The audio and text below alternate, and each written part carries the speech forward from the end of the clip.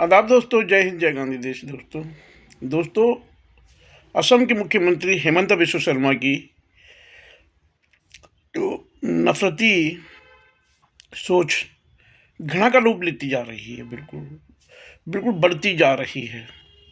लगातार आप देख रहे हैं, जब से अब ये 2027 में असम के विधानसभा के चुनाव है और उसमें एंटी इनकम्बेंसी का सामना करना पड़ रहा है, इन्हें भ्रष्टाचार का सामना करना पड़ रहा है और इनकी हार इनको लगता है कि निश्चित है। और अगर हार निश्चित है तो इनको ये भी लगता है कि राज्य सरकार नई आएगी जो वो इनके खिलाफ कानूनी कार्रवाई करेगी। तो ये अब नफरत फैला रहे हैं मुसलमानों के खिलाफ, बरगलाना चाहते हैं असम के लोगों को, वहाँ सामुदायिक घृणा पैदा करना चाहते हैं।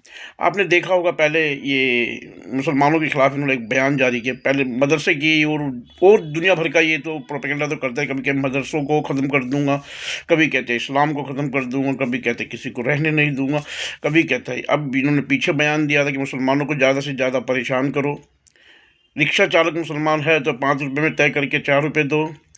अब उन्होंने कल एक और वीडियो जारी किया है जो असम बीजेपी का आधिकारिक वीडियो बताया जाता है। उसमें इतना नफरत भरा जो फिल्मांकन है, उसमें बंदूक से, दोनाली से फायर कर रहा है हेमंत बिश्व शर्मा, असम का मुख्यमंत्री, और निशाने पर दिखाया गया है मुसलमानों को, और बंदूक का निशाना मुसलमानों के ऊपर लगाया गया है।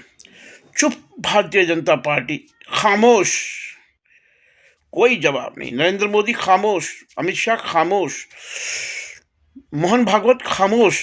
कल ही उन्होंने मुसलमानों से दोस्ती की और हिंदू मुस्लिम एकता की बात करी थी, लेकिन नौटंकी और ये छलावा उनका शगल है और वो उनकी फितरत है।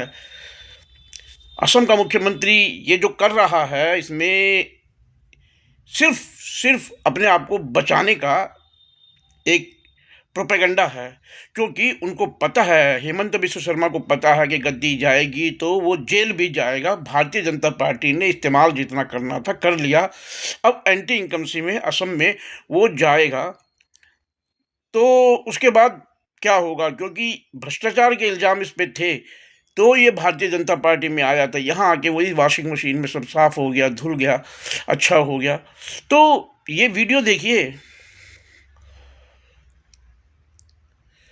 देख रहे हैं आप, ये नफरत की बातें हैं। बिल्कुल आसाम में हार निश्चित होगी। कभी अभी गौरव गोगोई के ऊपर इल्ज़ाम लगाया कि उनकी पत्नी पाकिस्तानी एजेंट है, गौरव गोगोई से पाकिस्तान के संबंध है। मतलब प्रोपेगेंडा इतना करते हैं। और वहाँ रोहिंग्याओं का मुद्दा उठा, इससे पहले एनआरसी लागू करी, एनआरसी का मुद्दा उठा। 13.5 लाख में 9.5 लाख तो हिंदू निकल गए एनआरसी में, ठंडे बस्ते में डाल दिया। मतलब इनके पास कोई सोच नहीं है, इनके पास कोई विजन नहीं है। इनके पास एक ही विजन है और वो विजन है हिंदू और मुसलमान का। मुसलमानों से नफरत की आग भड़काओ और चुनाव जीतने का एक साधन इन्होंने बना लिया है। वो चुनाव जीत जाओ, यही इनको लगता है कि हिंदू मुसलमान करेंगे और जो हिंदू बहुसंख्यक है वो हमें वोट दे देंगे। उनको बेवकूफ़ बनाए जाओ, यही इनका मेन मकसद भारतीय जनता पार्टी का है। चाहे वो उत्तर प्रदेश में करो, यही उत्तर प्रदेश में आगे होने वाला है 2027 में। अभी जो वहाँ देख रहे हैं एसआईआर जो हुआ है, उसमें बीएलओज को ये 150-150 फार्म दिए जा रहे हैं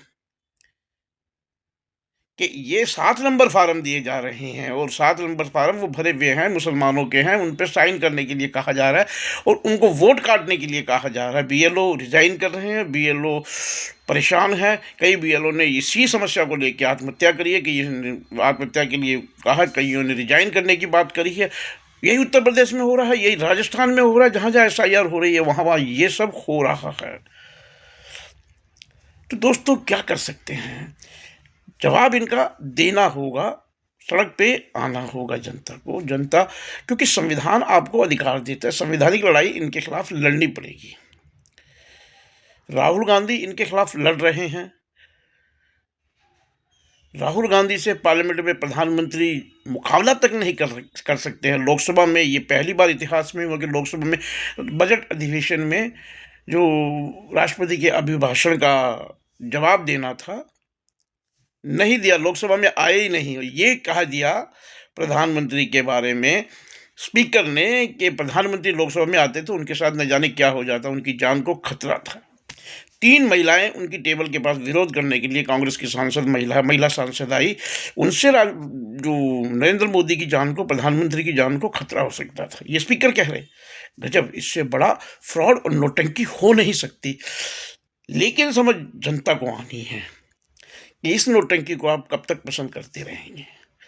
आखिर जवाब तो इनसे लेना पड़ेगा। विकास तो आपको चाहिए, हिंदू मुसलमान से पेट सबका नहीं भर पाएगा।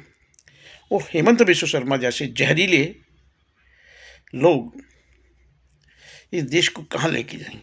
ऐसा ही एक व्यक्ति, वहाँ बिल्ली के भाग का छीका टूट गया राजस्थान में हवा महल से, बाल मुकुंद आचार्य चुनाव जीत गया 600 वोटों से, वो भी इसलिए कि 2 मुसलमान निर्दलीय खड़े हो गए थे, एक आम आदमी पार्टी की, एक एमआईएम और एक निर्दलीय। उन्होंने 1800-1900 वोट काटे और 800-900 वोटों से बाल मुकुंद आचार्य चुनाव जीत गया। अब वो पूरे जयपुर में माहौल बिगाड़ता घूम रहा है।